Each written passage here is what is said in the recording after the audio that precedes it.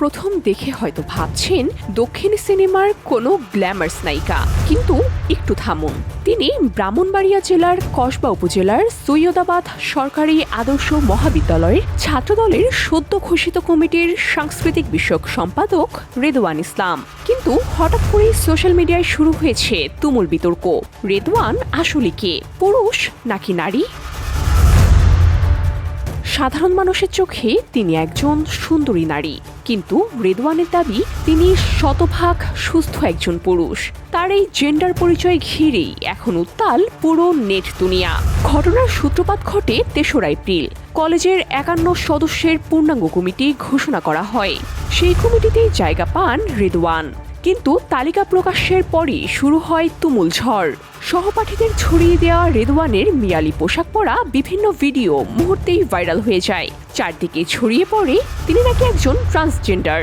গ্রাম থেকে শহর সব জায়গায় শুরু হয় সমালোচনার ঝড়। তীব্র বিব্রতকর পরিস্থিতিতে পড়ে তার পরিবার। বিতর্ক যখন তুঙ্গে, তখনই সামনে আসেন রেদওয়ান ইসলাম। তার স্পষ্ট বক্তব্য, আমি ট্রান্সজেন্ডার নই, আমি একজন সুস্থ পুরুষ মানুষ। I am not trans women, আমি ছেলে রেদওয়ান ইসলাম। তিনি আরও অনুরোধ করেন তার ও তার পরিবারের বিরুদ্ধে মিথ্যা অপবাদ ও সম্মানহানিকর মন্তব্য যেন বন্ধ করা হয়। আমি ট্রান্সজেন্ডার বলে যারা আমাকে নিয়ে মিথ্যা অপবাদ দিয়েছে, এতে করে আমি এবং আমার ফ্যামিলির সম্মানহানি হয়েছে।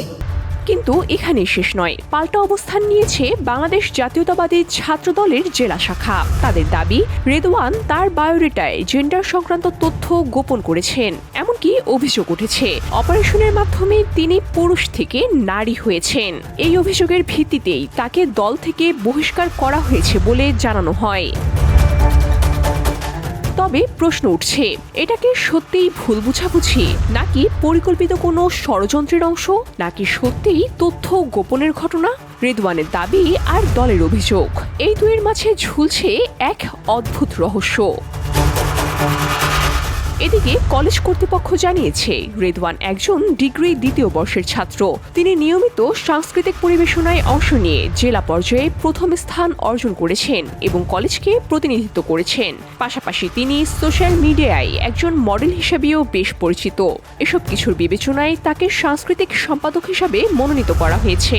তারা আরও জানিয়েছে, বর্তমানে যে বিতর্ক চলছে সেটি নিয়ে খুব শিগগিরই সংবাদ সম্মেলনের মাধ্যমে বিস্তারিত জানানো হবে। এ ঘটনা শুধুমাত্র রাজনৈতিক অঙ্গনই নয়, লিঙ্গ পরিচয়, সামাজিক দৃষ্টিভঙ্গি এবং ব্যক্তিগত স্বাধীনতা নিয়েও নতুন করে প্রশ্ন তুলেছে। এখন প্রশ্ন একটাই, রেদওয়ান কি ষড়যন্ত্রের শিকার, নাকি সত্যি গোপন কোনো তথ্য ফাঁস হয়ে গেছে? VOD Bangla news desk.